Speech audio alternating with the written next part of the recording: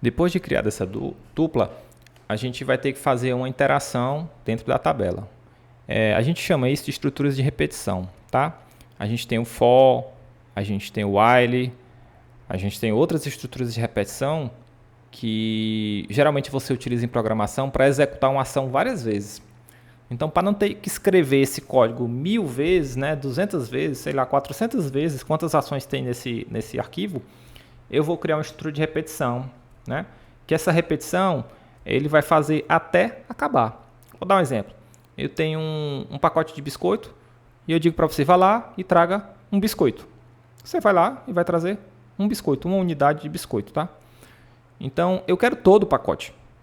Aí eu vou dizer para você, ó, você vai lá e vai trazer um biscoito até o biscoito acabar. Então, você não sabe quantas unidades tem no pacote, mas você vai lá, se levanta, pega um, se levanta, pega outro, se levanta, pega outro, se levanta, pega outro, até acabar esse pacote. Então, essas estruturas de repetição, geralmente você vai utilizar para quando você tem que fazer uma ação diversas vezes, né? E geralmente você não sabe quantas vezes você vai executar essa ação, né? Então, de uma forma dinâmica, você cria essa tarefa repetida de várias formas. Aí que começa a magia da programação, tá?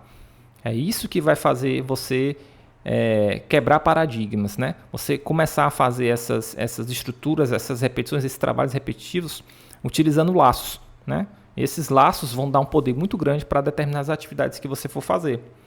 Tá? Então, vamos continuar aqui, tá?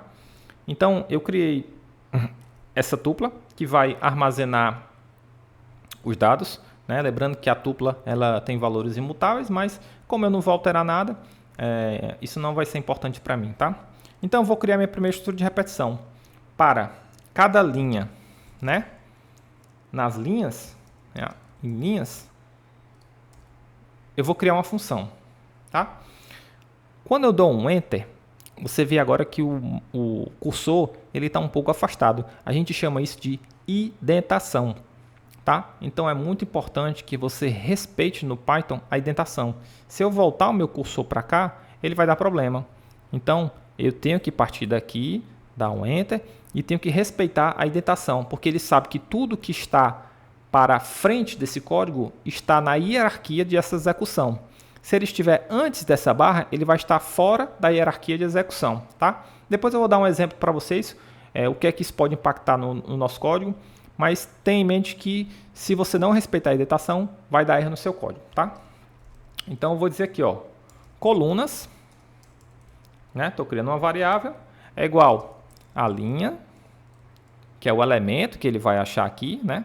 Ele vai parar várias vezes. A primeira vez que ele parar, ele vai dizer que linha e vai buscar todos os elementos. A gente já usou o find all lá em cima, que tem td como classe, tá? Aí eu vou criar outro laço, tá? Eu vou dizer se, né? Que é o if, que é outra forma de você fazer esses laços. Colunas. Se as colunas, vou criar a condição, dados, né? Estou chamando o banco lá de cima, append. O comando append, ele adiciona essa coleção dentro de um conjunto de dados, né? Então, meus dados lá estão vazios. Então, toda vida que eu encontrar essas condições existentes na linha, ele vai adicionar ao conjunto de dados que eu abri, tá? Que eu criei.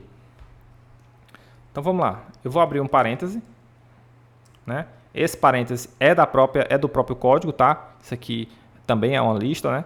Mas ele faz parte do objeto, tá? Então, eu vou dizer que a call, né?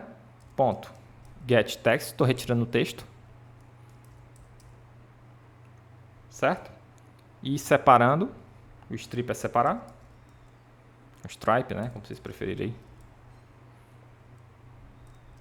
né? Para cada coluna em colunas, certo? Vamos dar um enter aqui se nosso código está funcionando, tá?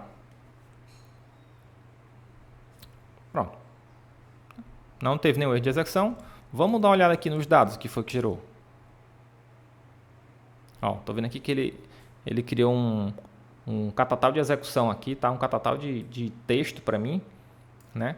Nesse momento, ele está bem mais organizado do que aquele código HTML. Ele já está sem os códigos HTML, né? Você não vê mais as hashes HTML, né? Os elementos HTML. Então, ele está aqui o número da ação e ele vem aqui todos os dados da ação um abaixo da outra e eu já tenho lá os cabeçalhos, tá? Então, vamos organizar esse arquivo agora.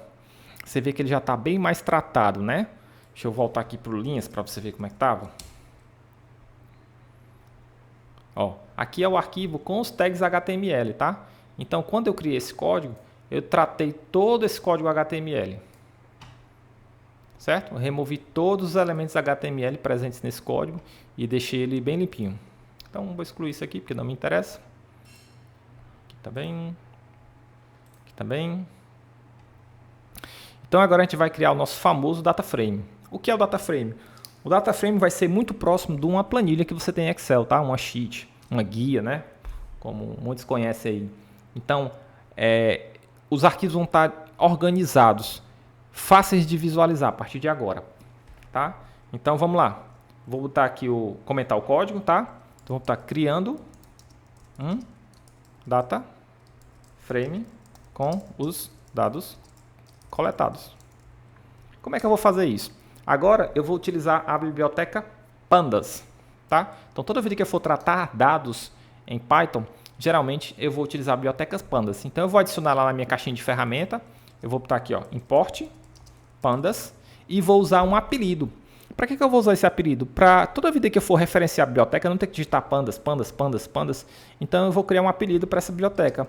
Eu vou chamar ela de PD, tá? Então, eu criei uma biblioteca, eu trouxe uma biblioteca, né, uma ferramenta, que ela é utilizada para tratar dados. Essa biblioteca é a Pandas. E eu acabei de dar um apelido para ela chamado de PD. Então, toda vida que eu escrever PD no código, você sabe que eu estou me referenciando ao Pandas, tá? Então, vamos lá. Eu vou criar um data frame, vou dar um apelido dele de df, né? Estou criando aí uma variável df. Eu vou chamar o Pandas, né? A função para criar o data frame. Eu vou criar o data frame do conjunto dados que eu tenho, certo? Que é esse conjunto aqui que eu acabei de criar, que vocês acabaram de ver, que tem todos os números. E vou dar o nome das colunas que eu tirei anteriormente. Columns, né? Vai se chamar cabeçalhos. Então, o que eu estou dizendo? Ó, Pandas, cria um data frame para mim, tá? Com esse conjunto de dados, e o nome das colunas são esses cabeçalhos aqui. Tá? Vamos ver se vai dar certo. Dou Enter. Então, df. Para eu visualizar o data frame, eu uso header, né? E abro e fecho aqui o colchetes, tá? Dou Enter. Pronto. Aqui, ó, as minhas ações com todos os elementos lá, tá? Então, esse foi o primeiro passo do nosso trabalho. Vamos dar uma pausa aí. Vai treinando essa parte aí que eu vou começar a segunda parte e já já a gente se vê, tá? Um abraço.